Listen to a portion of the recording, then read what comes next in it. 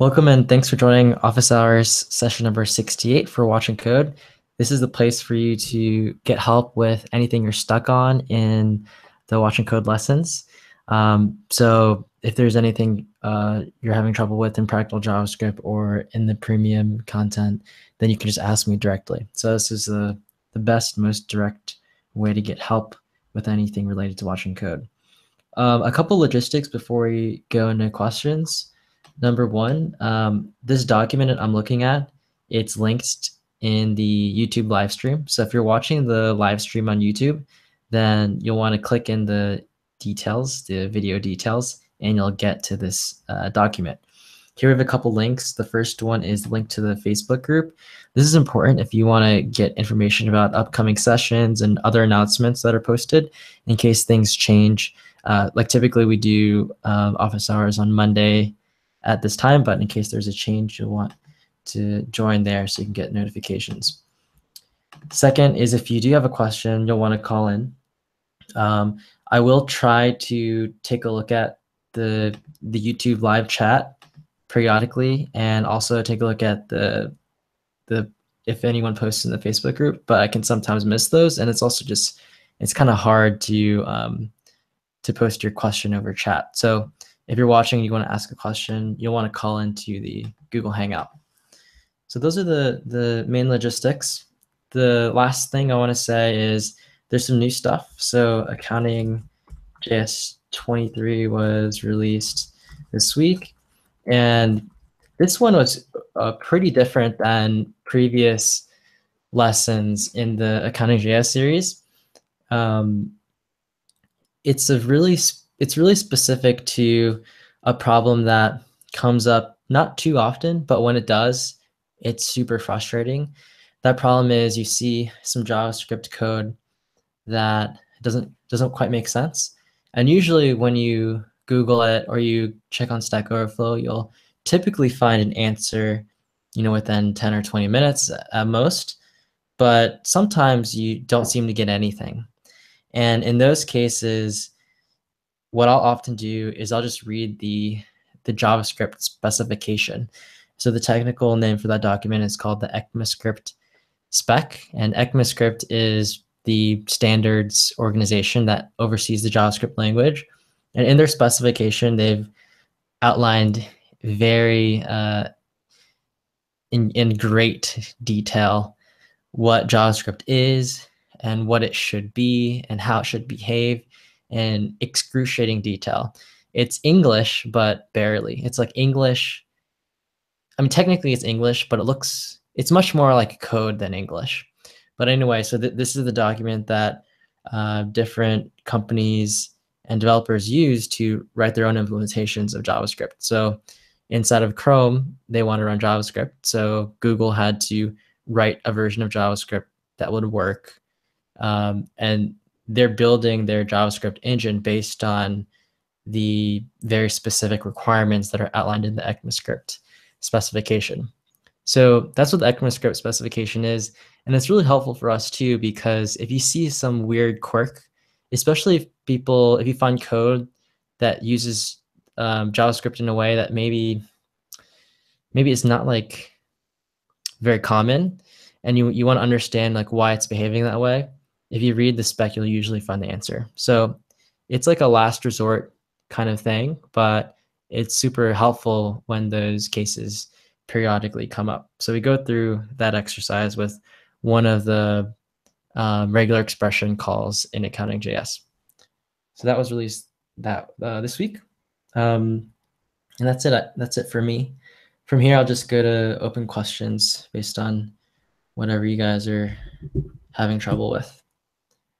So let me stop sharing this. And remember, if you're watching in the live stream and you want to ask a question, you'll want to grab this link and join us in the Hangout. Okay. So I'm not quite sure what order people came in because I stepped away for a second. So I will just choose randomly, but I'm sure I'll get to everyone. How about do alphabetical order? So that'd be David first. David, you there? Yeah, can you hear me? Perfect. Yeah. I don't have a question pertaining to the course. I'm just kind of here to soak up some knowledge and help out if I can. Okay, cool. When anything comes up, just let me know. Okay. And cool. Thanks for joining. So next is after D, it would be E, Erica.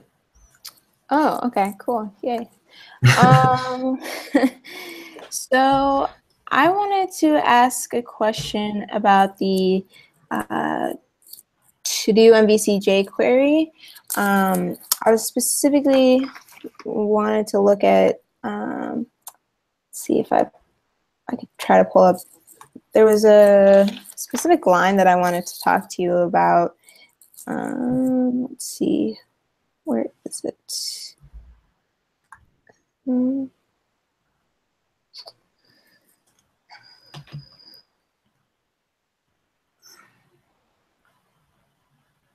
Yes. Okay, so line, what did I write down? 19. Oh, can you share your screen? Yeah, I will. Okay. Screen share.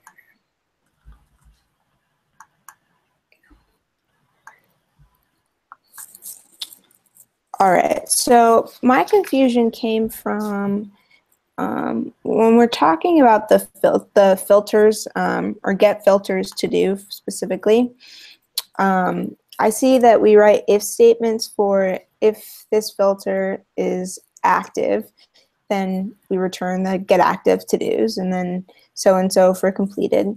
And then outside of, it just seems to me like we just leave out here return this dot to dos, and it's, I get that we don't really have a selector for the default to dos, which seems to be all, but I'm trying to understand on line 119 why we wouldn't have like a if statement basically with this type of statement with it, if, and then in parentheses this dot filter equals triple equals all, and then got it.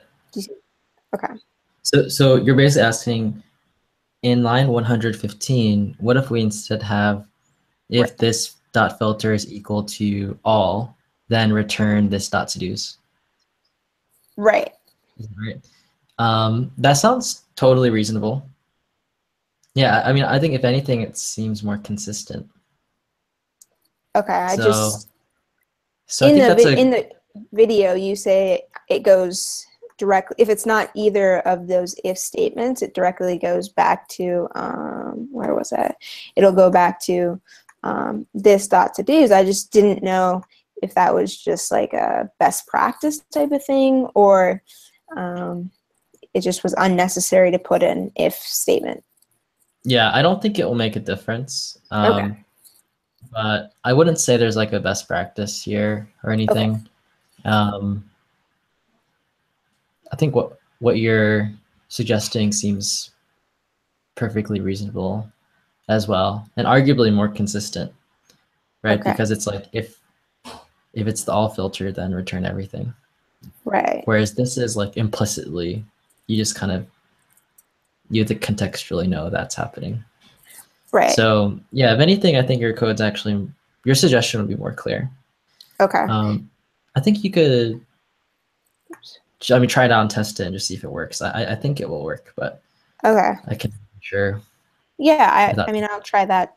And then my second question came from, I'll pull the code back up, I guess.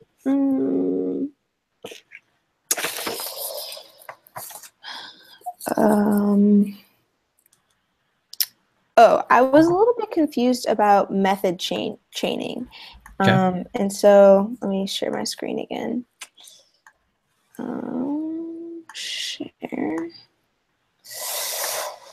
So on the bind events function here, you have, you explained this pretty well in the video, so I was following along with that. But then you were giving an example. I think it was also in the video, and I took a screenshot of it so I could kind of reference it. And Yeah, so you I made, remember this. yes. So you had return this on the bottom, and I wasn't sure what return this had to do with the sorry, the on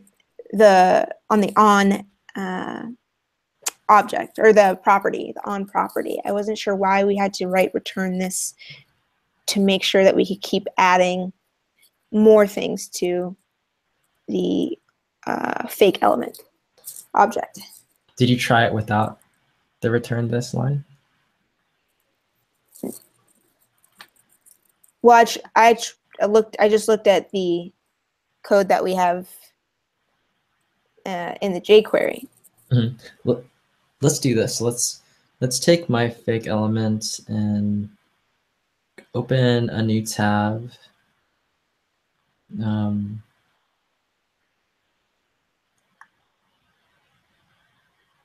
You do it or me? Oh, can you open a new tab? Okay. And go to about blank. Is this okay? Can you go to about :blank?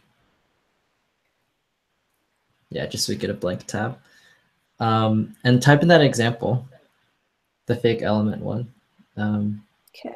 It might help to put it side by side. Yeah. Yeah. To close this window a little bit.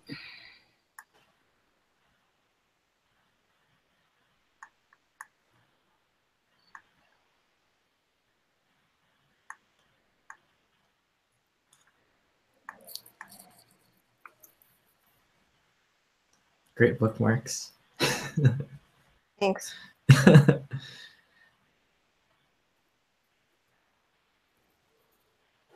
Yeah, the #1 position on the bookmarks. I feel very flattered.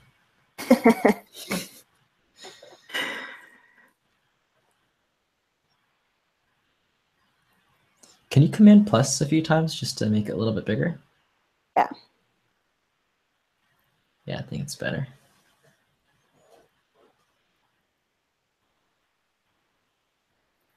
Oops.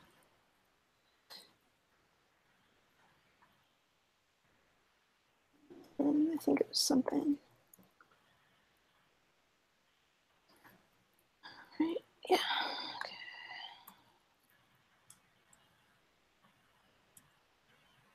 Just return this.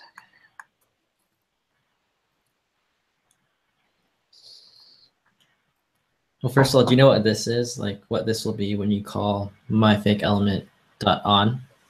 What will this be equal to? Should be the global. Are you sure about that? When you call myFakeElement.on. Oh, it'll be this. It'll be this object. Sorry. Mm-hmm. It should be my fake element. Right. Okay. All right. So I have it with return this, Mm-hmm. and then for my. So I guess just do type myFakeElement.on, and you put in Erica. So hold on. What does this return? What will we get back here? This should return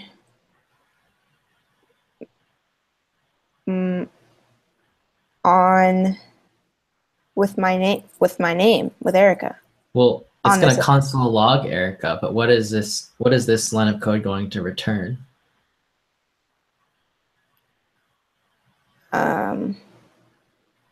My fake element will have Erica's kind of saved on as a object. Okay, so let's say go to the left, all the way to the left of the cursor, and set the return value equal to a variable. So I don't know, var. You come up with a variable name. Test, sure. All right, so do Do that. that. And so what is test equal to? Running dot on with Erica. No, that's what's logged from, that's just what's logged to the console. Type in test and hit enter.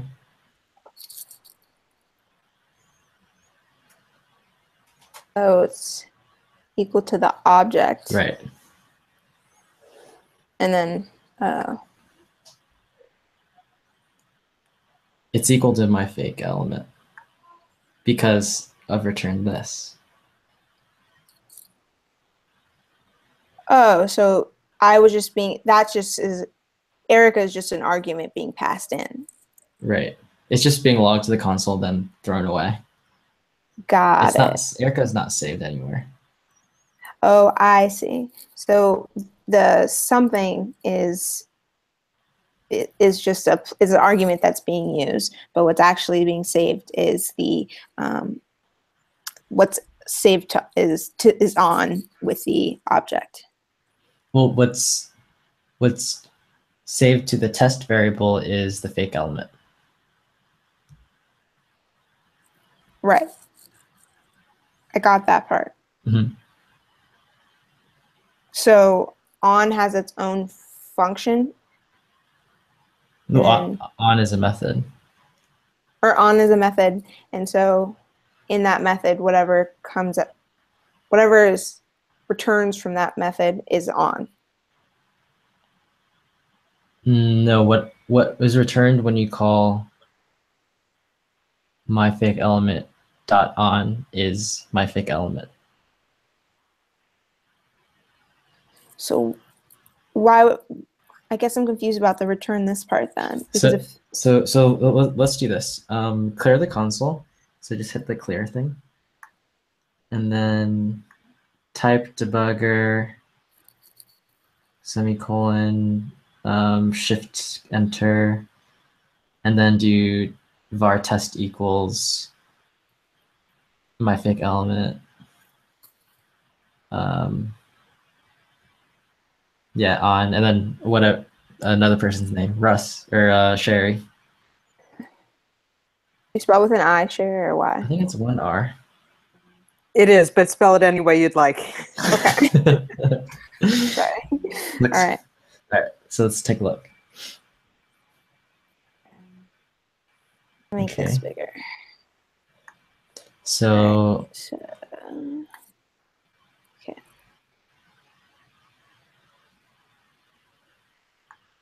you can close the console. You can just hit escape and it'll go away. Boom. Okay. All right. So something I typed in was Sherry. mhm. Okay. And then What's this? this is the object. Oh, and then on the object is on the on method. Yeah, so this is my fake element. So so go back to hit escape again and scroll up or expand the console a little bit. Yeah, so my fake element dot on Sherry is going to return this, which is equal to my fake element. So test is going to be equal to my fake element, right? So does that clear up this? Yes, it does. Okay. It does. Thank you. And then the next part is the method chaining. So if with every call to on you return my fake element again, you can immediately call any method on my fake element. So in this case, there's only one method. So you can call on repeatedly because each time you call on, it returns the fake element that has on. So that's why you can continue to call it. Does that make sense? Okay, so what I would be able to call instead of Sherry, I would be able to call Gordon, and that would be the next something. Is that? Well, here's, I guess you can hit play through this one, and then, so just hit play.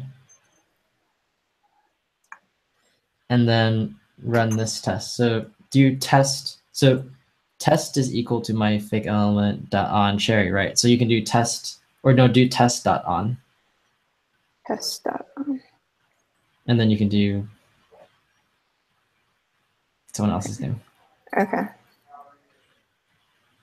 And you don't have to run the debugger, but it's still gonna work, right? Because Oh, I see. so test, and then try this. Do test dot on, and then someone's name, and then immediately, Oops. Okay. and then immediately call on again. So do just dot on. We need to call on again. Oops. Like stick somebody else's name in there? Okay. Oh, So- I see. Yeah. So every call to on returns the same thing as test. Got It it. returns the same thing as my fake element. So you can call it over and over again. And that's what's happening in jQuery. Sweet. jQuery song. Okay. Thank you so much. Yeah. That makes Alright. is it clear now? Yeah, I think I want to test around with it so I can like really get it, but I think it's clear. Okay. What was it that you think that now in retrospect, like understanding it, what do you think was like Tripping me up. yeah, what's tripping you up? I think what was tripping me up was this in figuring out where this was applying to, in which of this it was talking about the object, and then I think also I was unsure about what the on method. I keep forgetting what the on method was because I didn't create it, so I had to remind myself that was there as well, and that wasn't just something that you could ignore, basically. Mhm. So I think I just need to like make sure I know each part's each key, each word, and each item's part in this whole method. Okay. Do you think there's anything I could have done to make it more clear, or like anything do you think I should have emphasized more? I don't think so right now, but once I play with it, and if things get clearer, I'm sure maybe I'll have like something to say or some little feedback piece to give you. Okay. But I thought you did great. Okay. Yeah. Let me know if you think of like, oh, like this one thing would have made it clear. Then I'd love to know that. Okay, I will. Cool. Thank you. Yeah, you're welcome. All right, I'm hopping off, but thank you guys. Appreciate it. All right. Thanks for joining, Erica. Bye. Bye. Okay, so next, since we're going in alphabetical order, how do you say her name? Is it, I don't want to mess it up, EWE? How do you say that? Yulin. Yulin? Oh, okay, Yeah. cool. Yulin, okay. Well, welcome. Are there any, did you have any questions or anything? No, I was just popping in to see what goes on in these Okay, cool. hangouts. Yeah. Where are you at on the lessons right now? I just finished with 2D MVC, and now I'm trying to fix up missing pieces. Oh, okay, cool. So you're looking at the digestion techniques lesson. Yeah. Actually, I was I did post a question, but it was more like a general audience question, as wondering how much time people spend reviewing their code before trying to fix it, Mhm. or do they just go straight into deleting the feature and trying to rewrite things? Okay. Oh, did you like just ask it in Slack? Okay, you just asked it Yeah, I like did. 4 minutes ago. I'm currently trying to fix missing features from TDMVC. I was wondering how much time people spend reviewing their understanding of the code before deleting it and attempting to fix it.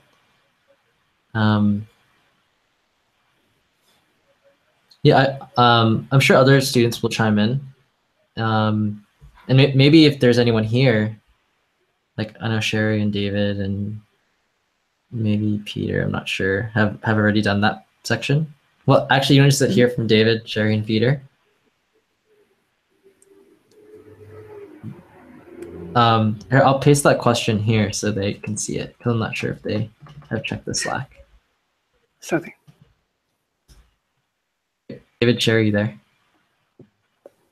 Yeah, I mean, Yeah, I'm here. You want to do either of you or both of you want to? I really don't remember. It's been so long ago. But I think it's just a matter of if you have an understanding of what the code is doing, if you're at that level of comfort, Mhm. and you can step through it and know what the next value or what the output is going to be, then that should be an indication that you have a pretty good understanding of the code base. That's what I would suggest. Okay. So you would suggest that I have a good understanding before I try and delete things and rewrite them? Yeah, so if you put the code through the debugger or each method, and then if you can predict I think Gordon likes to say, if you can do the debugger in your head before it is actually, without doing it on, in the debugger, or even if you're in comments as you're going through it. So if you're typing out what the next step is going to be in that method call or the function call. So if you have that command or that understanding of it, then I think that you'd be ready to attempt to rewrite it yourself. Okay. Yeah, I definitely agree with what David said. Yeah, I think you got it spot on. And I think that's like where you want to be in terms of your ability before you try to tackle that task of fixing things. But the time that it takes to get there is highly variable. So, for some students that are more experienced, they might go through the videos once and then feel comfortable. It's unusual, but some students are like that. For other students, I'd say most students, they need to watch the videos probably 2 or 3 times and review it on their own and run it through the debugger and take notes and add comments. And I think that's the average case. So I think, and for that, it could take, it could take at least a week or maybe up to a month. So it very highly variable in terms of time. Yeah, it's just that I was watching the video and I feel like I understand it, but then like if I go to trying to delete a feature straight after I review things, I feel like maybe I'm just regurgitating what I just saw rather than really learning how to use the code. Mm-hmm. But I'm not too sure. Like, would you recommend just spacing those two things apart, or? I wouldn't worry about regurgitating. I don't think That's possible. it's really hard unless you actually just memorized it. But that's why, like what David was stressing, is just make sure you understand it is the key part. And then I don't know, I guess it's a subtle difference between understanding it completely and memorizing the code. I find that when I understand things really deeply, it doesn't mean that I remember them. And yeah, so, that's what I feel. and that's okay, right? Like if as long as you have that idea of like how to accomplish the different tasks, like as long as you have a strategy for doing that, that's the important thing. And I think if you understand what's going on, then you'll have that, and then you can piece things together on your own. Okay. Right. So Gordon, cool. If I can interject just one more thing. Let's say if you can, with each function, kind of outline what the requirements are, like the way they were done in practical JavaScript. Oh yeah. Even without things, even without writing the code out, if you understand what the requirements are and how you would execute on that, I think that's a good way for you to determine, how well you comprehend the code base. Okay, sure thing. yeah, That's a good point. Like maybe one way to get at that even more is to say, like say the delete feature, kind of write out what you want to accomplish in English with like pseudocode. And then Mhm. if your pseudocode is spot on, that means you pretty much understand it. And then you just need to translate it to code. But coming up with a pseudocode, which is those minute steps of all the things that should happen, is harder. That requires Okay. understanding, and you can't like. There's nothing to copy Okay. if you're using Fake that, pseudocode, yeah. right? So Sure thing. yeah, good point. Good point, David. I only thought of that after David said that. So All right. Well, thanks for the advice, guys. yep, you're welcome. I'll see how I go with it. Okay, cool. Yeah, let us know how it goes. Sure thing. Cool. So next, in alphabetical order, we have. All right, we have Peter. Wait, oh. Russ is next. Wait, no. Peter's next. Oh, Simber. Yeah. Yeah, that area of the alphabet's always tough. I don't do that very often. How's it going, Peter? It's going pretty well. So I'm trying to do the test-driven development parts, but also trying to go back to the MQC or MVC parts because I'm trying to make an addition. Unfortunately, my question's not really ready to ask, but It's not what? quite ready to ask. But I guess I can Okay. screen share for a second. How do I do this? Let's see. You see that? Hmm. You can see my screen? So basically, I'm trying to add a couple more elements to this because of the side project I'm doing. So one of them is this priority, where I can name a priority to each. Mhm. And I'd like to be able to filter it, but also have the completed and active filters still going. Mhm. Got it. But now that David was just talking, I feel like the best way to do it is pseudocode first. Yeah. And then just walk through it like that. But I'm guessing I'm just kind of not sure where to start with to embed that within the completed filter or to do it a separate function. Yeah, I'm not sure either. I think doing pseudocode exercise would definitely be helpful.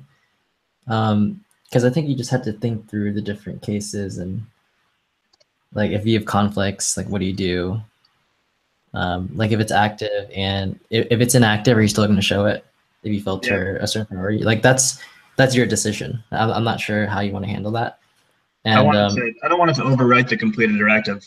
okay, well then I would just write out all those requirements until they're into the smallest pieces possible, and they're in some kind of order that where you would make sense to implement them in, and then just go for it. So yeah, just break it down into almost as if you're writing code in English, and then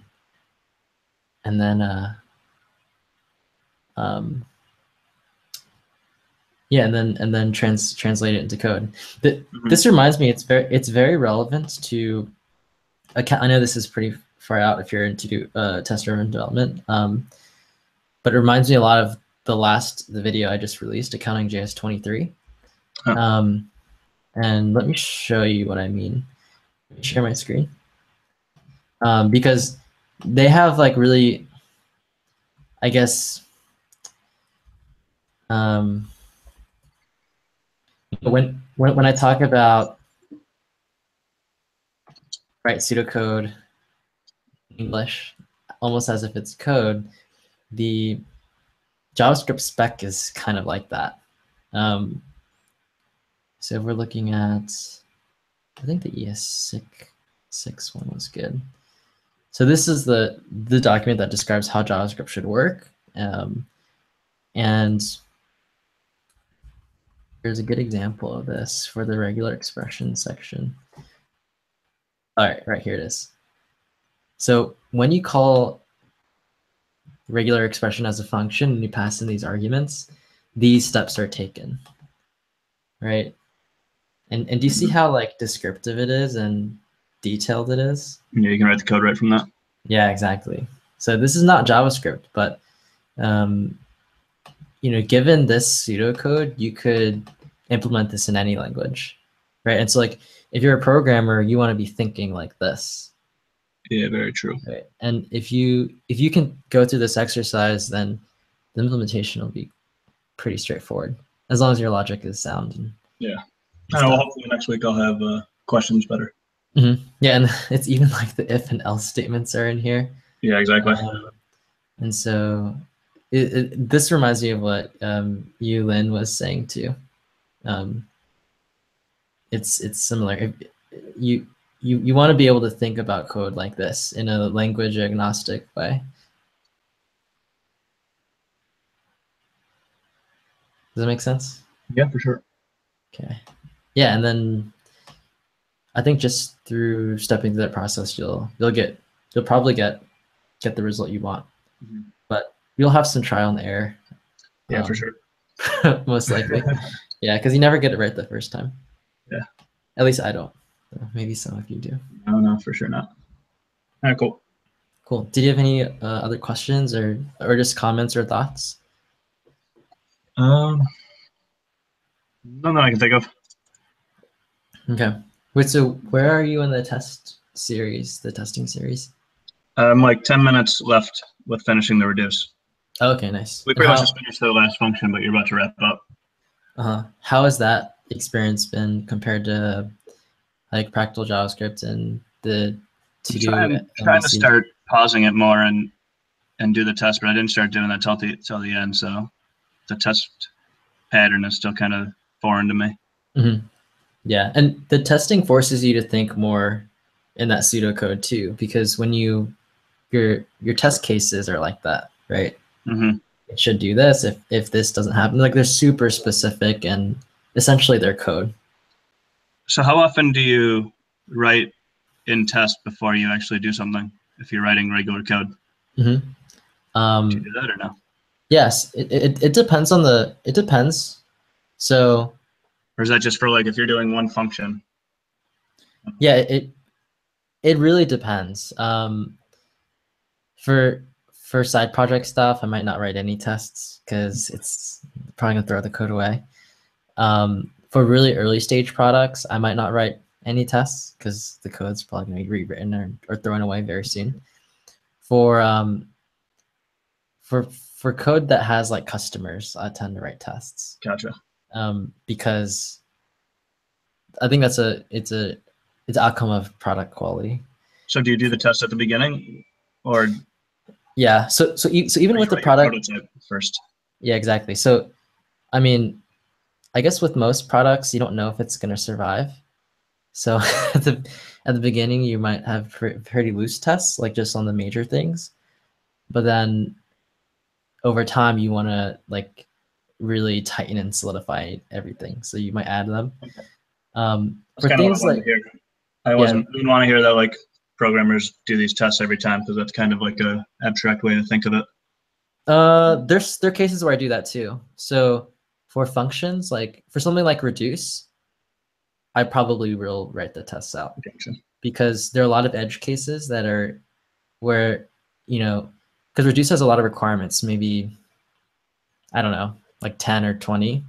And a lot of them are intermingled. So if you mess up like requirement 11, you could also break requirement 5. True. Right. So for something like that, I'll probably test it at the beginning too. Okay. And the reason you can do that is because, well, also what's nice about like really like utility functions that you use all the time, and you kind of know how they should behave. So then you can write good tests around them. But like if you have a really brand new product that's not utility functions and it's more experimental, you might not even have decided that it should behave that way. So, right.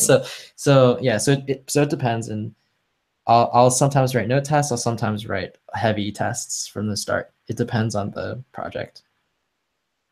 Sounds good. Thank you. Yeah. You're welcome. Next, we got Russ.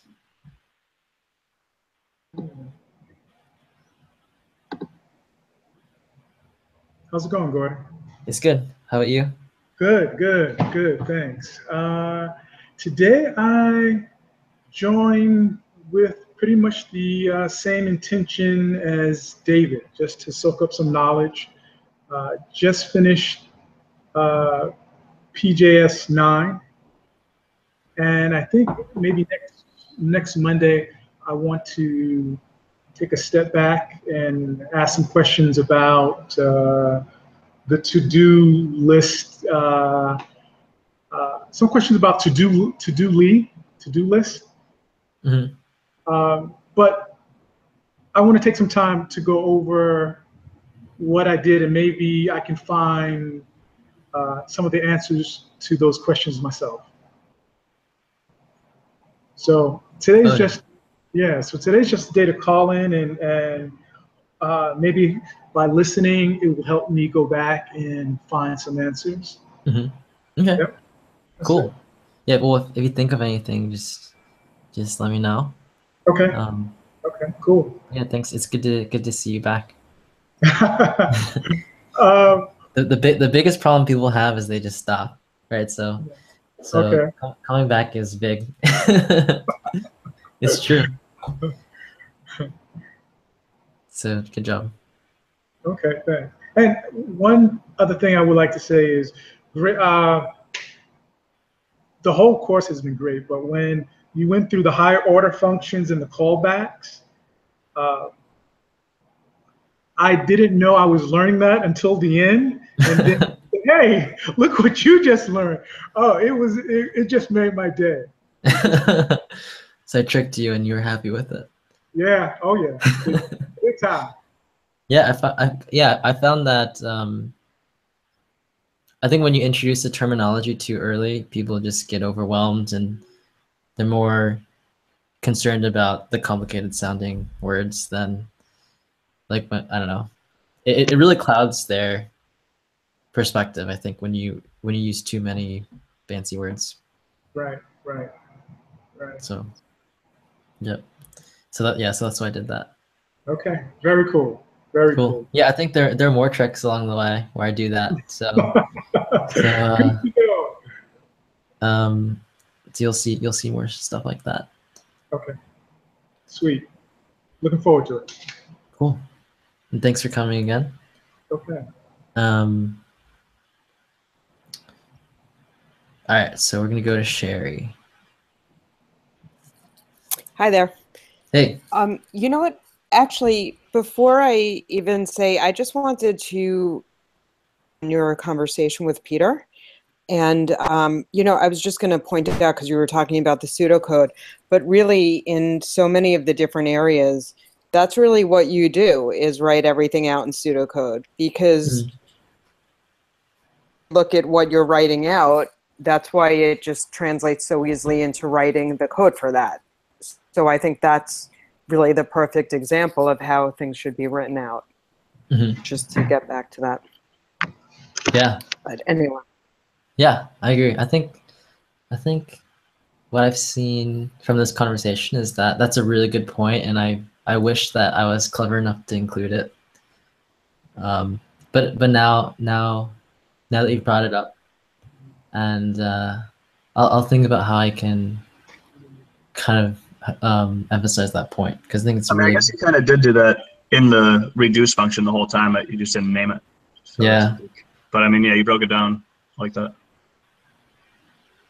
Okay. But everything has been really in all the different areas outside of maybe obviously accounting.js, because we weren't writing that from scratch.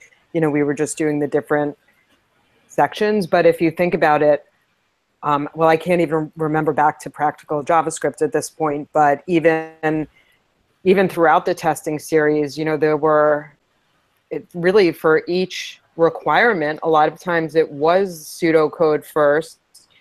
Yep. Before we changed it to code. Right. Yeah, I think I want to be more explicit about it though, because it's easy to not Because I think it strikes at a really common concern that people have, which is like what language to learn, even when they're first starting.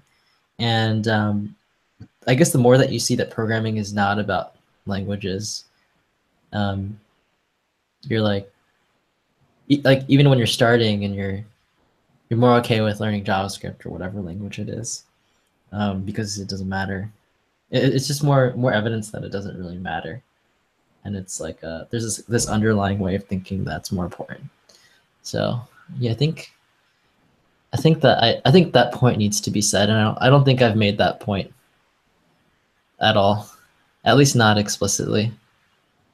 Yeah, so when I'm doing a new function, I usually just dive in and start coding, which probably isn't the best practice. I'm pretty sure. Well, I mean, I hate that term best practice, but I mean, it depends, right? So this reminds me, Peter, a lot about your question about do I always write tests? Like, no, not always. Sometimes I write pseudocode, sometimes I don't. If it's particularly complicated for me, I'll tend to write pseudocode because it's faster to write pseudocode than real code. If I know exactly what the answer is, I just write it out. There's no point of adding an extra step, right? So the more difficult or the more uncertain the answer is in your head, the more likely you should probably write pseudocode. But if the answer is crystal clear, you can just skip it. It probably doesn't matter.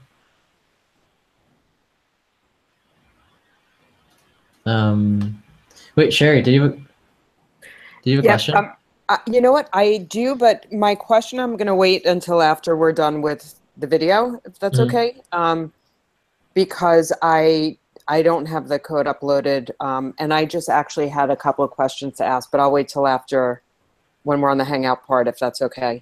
Yeah, get it ready, because I think we're going to get there soon. I have it ready. I actually wrote them down earlier. But I was going to say that I did go through the latest video, and it was actually it was interesting. I thought it was actually a very good video. I was surprised that we had yet another accounting one until actually you said why, and then it was great, because I know honestly in the past, if I haven't found an answer on Stack Overflow, I haven't thought to look at the ECMA documentation. So yeah, most people haven't. I think. Right. Yeah. But it also was it was helpful because I think that when we went over the other video, I don't think most people, well, I can say I didn't realize that when we had put the flag in the array that it was automatically getting toString applied to it, until we went through. So it was actually really interesting. I liked the video. Yeah, honestly, I didn't expect to make that video because I didn't notice that either the first time. So remember when I said that, like, if you notice this stuff, like, I guess it's important to notice this stuff and then correct it, because if you don't, you give people the wrong impression that you can use the API that way when it just works by accident. And that, that happened to me. So, and I think it happened probably to a lot of people that, I think the same problem happens a lot, So it wasn't an abstract problem. I actually had that problem when I went through. I just assumed it was fine because it worked. Don't we all do that? Yeah, exactly. So it wasn't until I looked at it again and I was like, wait, this is I actually did exactly what I said I did in the video. I added an extra flag and I was like, wait, this is not, I need to rethink what's going on. And then yeah, the process I went through in the video is exactly what I actually did. Well, I liked it. I thought it was a great video. Helpful. Cool. Awesome. Thank you. All right. Well, I'll do one last check to see if there are any other questions. Well, first of all, anyone on the Hangout have a last question? Nope. Is that Russ? No questions. Okay. Okay, I'm gonna check the live chat and then the Facebook group real quick just to see if there are any last questions. Nope, doesn't look like it.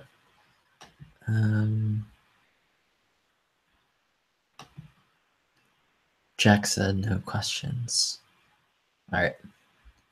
All right, well, then that's all. So what we typically do at the end of office hours is we have off the air chat. So I'll stop the broadcast. And if you want to join us for that, it's just a more casual conversation, then make sure to call into the Hangout. And if you're not going to join, then thanks a lot for coming to office hours, and good luck with your learning. And if yeah, get ready and try to get questions ready for next week as you're going through stuff. All right, everybody. So I'm going to stop the broadcast now, and then we'll have the off hours chat.